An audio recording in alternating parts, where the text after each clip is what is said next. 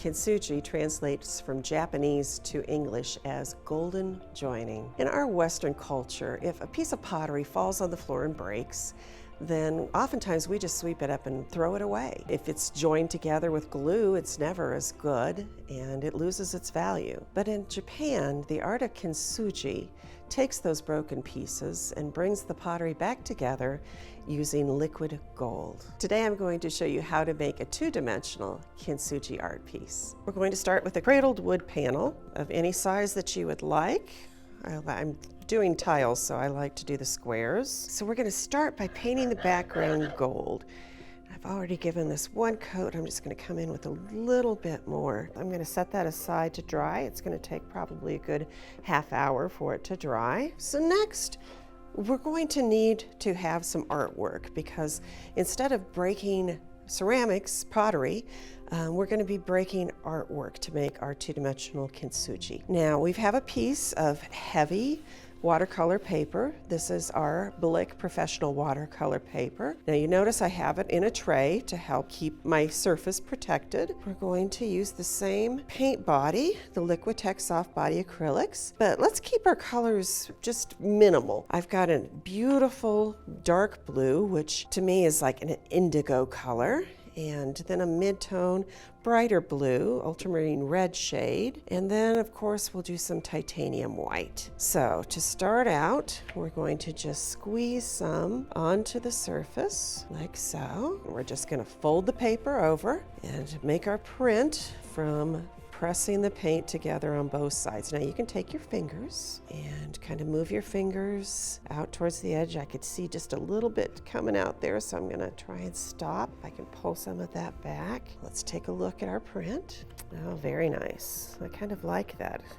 You'll see things in there that remind you of feathers and butterfly wings and just frost, perhaps, natural looking textures. The beautiful thing is they're going to stay there, and it's going to stay like that as long as I don't mess with it. So I'll set that aside to dry for a while. You can always put it in front of a fan. That would speed up the dry time quite a bit. I'm going to go work on this piece right here. We can take our panel and find the area that you're most excited about within this. Place my panel there. Then take a pencil, and we're just going to trace around the panel to get the size we want. Take scissors and cut that out.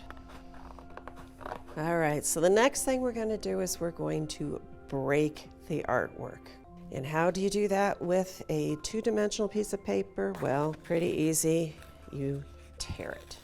And we're just going to pull it into pieces. How many pieces? Well, that's kind of up to you. The more pieces you have, the more lines you'll have to bring them together.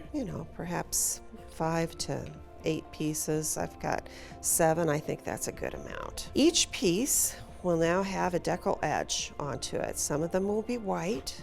Others are just going to be a rough torn edge that we're going to cut right along to get rid of the white decal and also smooth out the edge a little bit.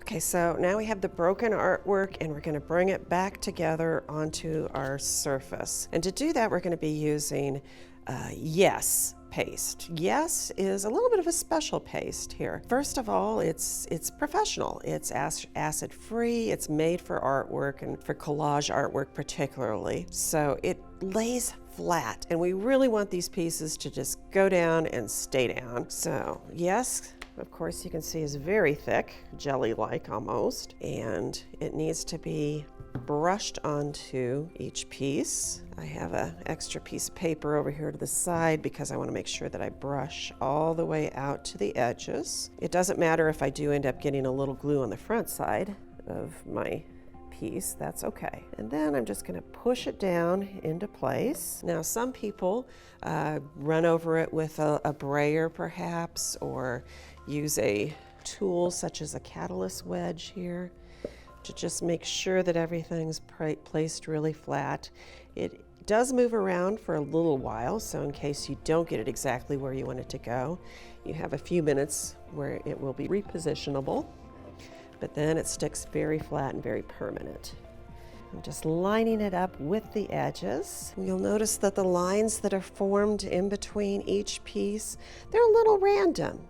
Some of them are thicker, some of them are thinner. It's not a real consistent crack between it, and that's good. We want it to look like that. Okay, so once that's dry, let me just show you the surface of this. It's a little bit matte because of the acrylic. So I'm gonna apply a gloss coating to this. We're gonna be using the Liquitex pouring medium. Of course, you could use a gloss varnish, but I love pouring medium. It has so many purposes other than just paint pouring. And one of them is when it's used as a varnish, it's self-leveling. It does not show your brush strokes. So I just poured it directly onto my piece, and then I'm going to take this same soft brush that I used to paint the background, and I'm just going to make so that it has a fairly even coating across the entire surface of the piece. The beautiful thing is if I end up with some areas where it's a little bit thicker, then it's self-leveling and it's just going to even itself out. Let's set that aside. So now I'm bringing one in here. This one is dry, and you can see what I mean by having that overall glossy surface. And underneath that, you can see all those really great textures that were formed by making the print the way that we did between the two pieces of paper. Okay, so this could be done as is. You could call this finished, but in the art of Kintsugi, the pieces are brought together by the gold. So I would like to make it more of a mosaic to actually fill these lines with more gold. The gold will be a little bit more dimensional, and it will be more accurately imitating the Kintsugi process. I have this Liquitex in the squeeze bottle, and it's perfect for this application because I can just follow those lines, squeeze it a little bit as you go, and it's not exactly even, is it? You'll see some areas a little thicker, maybe not exactly straight on the side. Actually, that is the effect that I'm going for. Now, you can take the edges. I painted these gold already, so you could leave those gold, or depending on what look you're going for, you could paint them the beautiful indigo blue. Let's just look. I'm going for a collection of tiles here. So each one's a little bit different. Of course, still in progress on a couple of these. That's going to be lovely. Of course, it doesn't have to be a tile. It could be a panel of any size. And I do hope that you do make one of these. You'll love looking at it and remembering about the beautiful story of Kintsugi and how that is represented in your own artwork.